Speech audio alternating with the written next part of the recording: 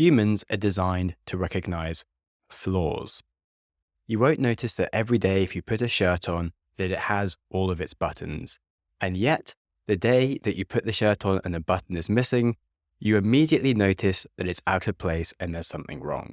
In fact, the experience of noticing flaws is worse than this, because often the things that go well, we don't actually spend any time in experiencing the thing going well. Let's say one day there is no queue to buy something at the supermarket, or you're driving and there is no traffic. You don't spend any time sitting in the light waiting to get to the end of the queue because you're already at the end of the queue.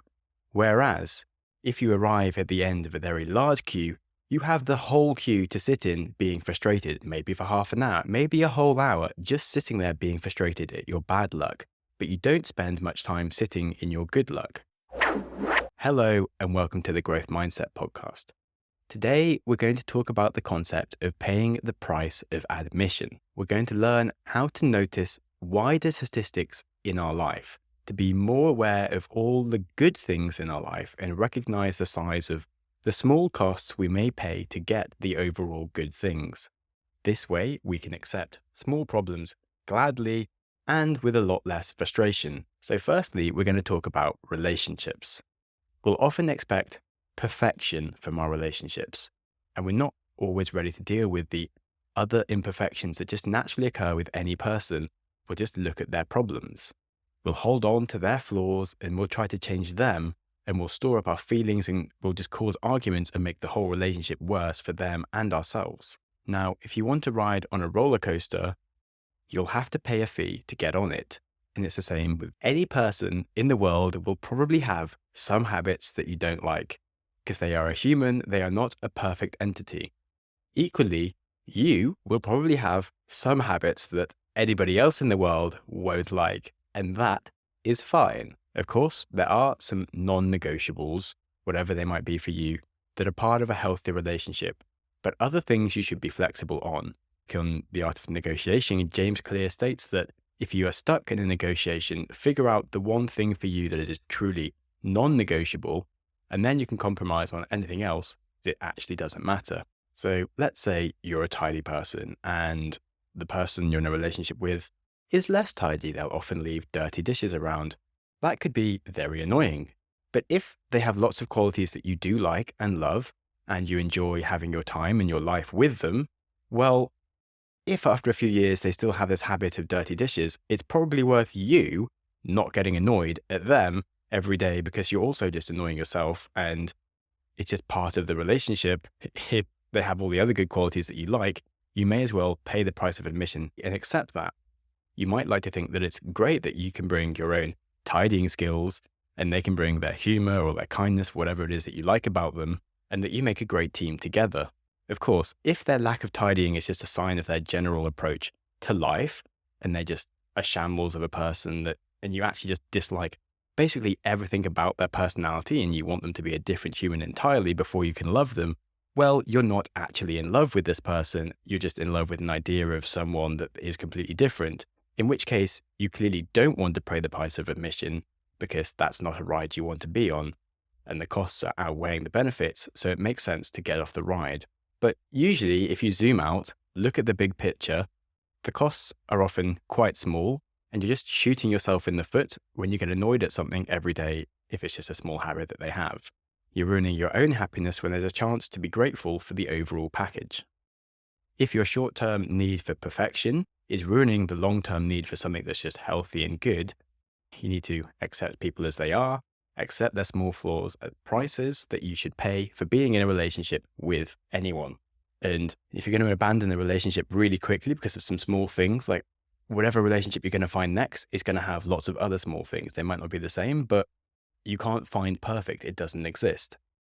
And you should, of course, remember that you probably annoy people daily with some things that you do as well, and that you probably don't think about too much because it's just not something that you care about. So when you do get faced with another day of cleaning the dishes, for this example, just go with the flow and smile and know that that was something that could have caused an argument, and instead you're accepting it and having a nice day. And it's so much nicer to accept things and have a nice day than it is to have arguments and have a shit day.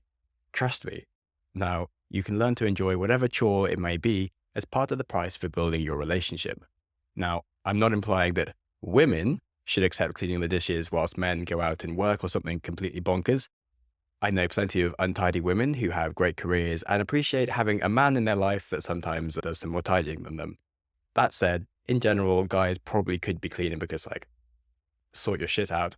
Reflecting on this example, I kind of think it's quite terrible, but it does represent the overall issue that sometimes there are small things and we should focus on the bigger things, and we just sort of zoom in on these small problems without really thinking about the wider thing to be grateful for. So don't bring your fast judgments when there's a much bigger thing to look at. There's no point in complaining and harboring bad feelings when there's like a much bigger thing that you're not appreciating. A relationship is a ride. It will go up and down, and you do need to pay the price of admission. Now, it's not just relationships. It's the same with things like the stock market.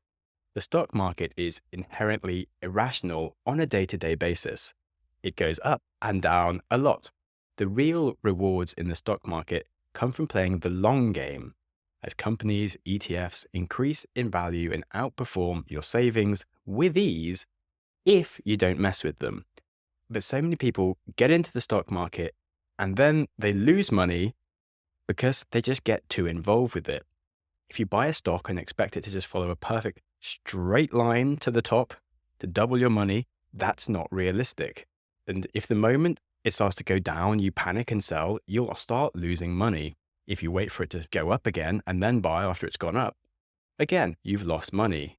Now, to play the stock market and make money out of its irrationality, out of its volatility, you have to be along for the ride. You have to accept the price of admission, which is that at certain times, your money will go down as well as up, because that's how it works. Just like in relationships, you can't expect things to be perfect and easy every single day. Things can get volatile and the path will go down as well as up. But to enjoy the fruits of the stock market, you have to have a long-term mindset and pay the price of admission. Now, there's plenty more examples just like this if you look into it in life. There is no such thing as a perfect job, but there are plenty of things that are good enough. If you want to work remotely, you will just have less social time with people. You'll find it harder to make friends or settle into new cities, but you'll have the freedom to work from wherever you want.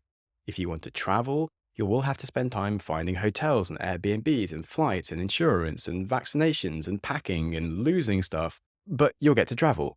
If you want to be healthy, you'll have to make time for exercise. You'll have to work out when you don't feel like working out. You'll have to be prepared to become sweaty and exhausted in front of strangers, but you'll be healthier.